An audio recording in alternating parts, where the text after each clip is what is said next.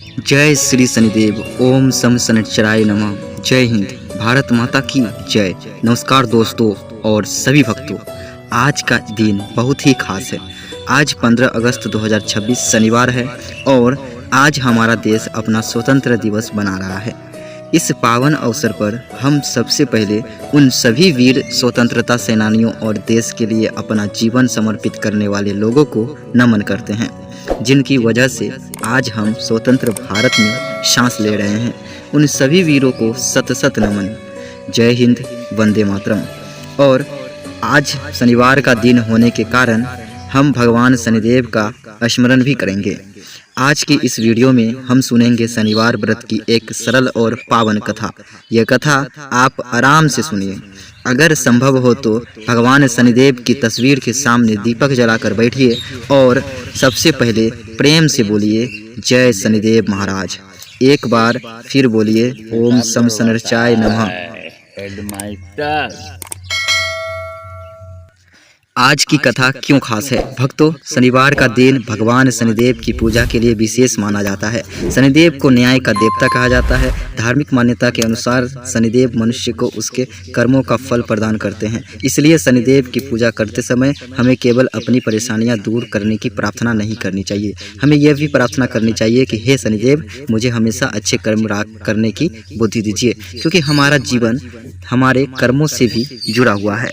अगर हम किसी के साथ अच्छा व्यवहार करेंगे, मेहनत करेंगे, ईमानदारी से अपना काम करेंगे और ज़रूरतमंद की सहायता करेंगे तो हमारे जीवन में भी अच्छे संस्कार और सकारात्मकता बढ़ेगी। आज की ये कथा भी हमें यही सीख देती है कि मुश्किल समय में घबराना नहीं चाहिए, सच्चाई और अच्छे कर्मों का रास्ता नहीं छोड़ना चाहिए। तो आइए अब भगवान शनिदेव का स्मरण करके कथा शुरू करते हैं। शनिवार व्रत कथा की बहुत समय पहले की बात है। एक सुंदर नगर में एक गरीब लेकिन बहुत ही ईमानदार व्यक्ति रहता था। उसका नाम था धर्मदास। धर्मदास बहुत मेहनती व्यक्ति था। वह सुबह जल्दी उठता था। सबसे पहले उठकर अपने माता पिता को प्रणाम करता, फिर भगवान का नाम लेकर अपने काम पर चला जाता। उसके परिवार में उसकी पत्नी, बूढ़ी माँ और एक छोटा बेटा था। परिवार बहुत गरीब था, घर छोटा था, कमाई भी बहुत कम थी, लेकिन धर्मदास के मन में संतोष था। वो हमेशा कहता था, भगवान ने जितना दिया है उसके लिए हमें भगवान का धन्यवाद करना चाहिए। उसकी पत्नी भी बहुत धार्मिक महिला थी। वह शनिवार के दिन भगवान शनिदेव का नाम लेती थी। घर में जितना संभव होता उतना दीपक जलाती और प्रार्थना करती। एक साल नगर में बहुत बड़ी समस्या आ गई। बारिश कम हुई, लोगों के काम काज बंद होने लगे, बाजार में भी व्यापार धीमा पड़ गया था। धर्मदास जिस जगह काम करता था वहाँ भी बहुत काम कम हो गया था। कुछ दिनों तक उसे मजदूरी मिली, लेकिन फिर उसका काम पूरी तरह बंद हो गया। अब घर चलाना मुश्किल हो गया। घर में अनाज भी कम होने लगा। एक शाम धर्मदास बहुत परेशान होकर घर लौटा।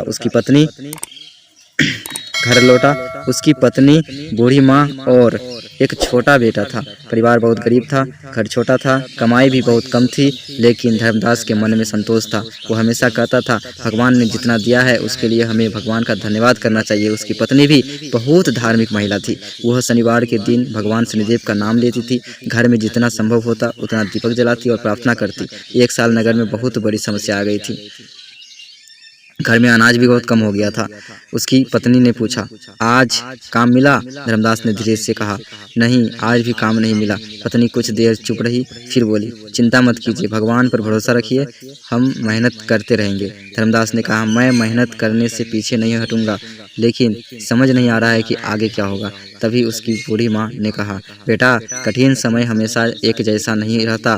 भगवान पर भरोसा रखो और अपने कर्म करते रहो। धर्मदास ने माँ के चरण छुए। शनिवार का स्मरण। अगला दिन शनिवार था। सुबह उसकी पत्नी ने घर साफ किया। उसने एक छोटा सा दीप जलाया, भगवान शनिदेव का स्मरण किया और हाथ जोड़कर बोली, हे शनिदेव महाराज, हमें कठिन समय में धैर्य कीजिए, हमें गलत रास्ते पर जाने से बचाइए, हमें मेहनत करने की शक्ति दीजिए। धर्मदास भी वहाँ बैठ गया। उसने कहा, हे शनिदेव, मैं आपसे धन की मांग नहीं करता, बस इतना चाहता हूँ कि मैं किसी के साथ गलत ना करूँ और अपने परिवार के लिए ईमानदारी से मेहनत करता रहूँ। दोनों ने मिलकर भगवान को प्रणाम किया। एक बुजुर्ग साधु का आगमन हुआ। उसी दिन दोपहर के समय उनके घर में के बाहर एक बुजुर्ग साधु आए। उन्होंने आवाज़ लगाई, बेटा कुछ खाने को मिलेगा। घर में बहुत कम भोजन था। पत्नी ने घर के अंदर जाकर देखा। उसने सोचा, अगर हम यह भोजन दे देंगे तो हमारे लिए क्या बचेगा। लेकिन फिर उसने अपनी सास की बात याद की। कठिन समय में भी किसी ज़रूरतमंद की सहायता करने की कोशिश करनी चाहिए। उसने भोजन का एक हिस्सा साधु को दे दिया। साधु ने भोजन किया और पानी पिया। फिर धर्मदास से बोले, बेटा तुम्हारे घर में धन कम है लेकिन तुम्हारे मन में दया है, इसे अभी मत छोड़ना। तो दोस्तों, ये कथा आपको कैसा लगा? अच्छा लगा तो वीडियो को लाइक कीजिएगा और दोस्तों को ज़्यादा से ज़्यादा शेयर कीजिएगा, क्योंकि इसी तरह का प्रेरणादायक कथा आपको मिलता रहेगा। तो मिलते हैं नेक्स्ट किसी टॉपिक के साथ। तब तक के लिए जय हिंद, जय भारत।